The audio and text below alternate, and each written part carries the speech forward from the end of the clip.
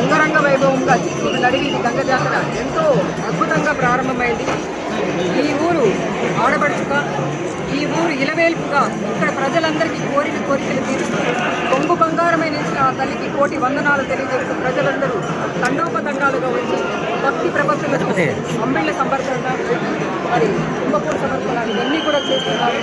అమ్మవారు అపరాధ చాటింపుతో ప్రారంభమైన వర్షం అంటే మన కోరికని అమ్మవారు అనుగ్రహించినారు అనడానికి ఇది ఒక నిదర్శనం.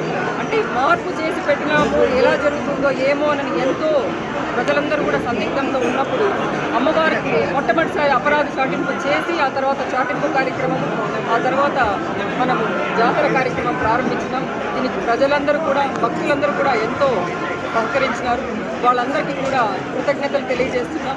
మరి మన అమ్మవారి కోసం దక్షిణాది రాష్ట్రాల నుంచి, అట్లా కర్ణాటక నుంచి, తమిళనాడు నుంచి, తెలంగాణ నుంచి, ఆంధ్రప్రదేశ్ నుంచి కోటాది మంది ప్రజలు ఇక్కడికి పోటెత్తినారు. మరి వాళ్ళందరికీ కూడా ఈ కమిటీ అన్ని ఏర్పాట్లు కూడా చేసింది.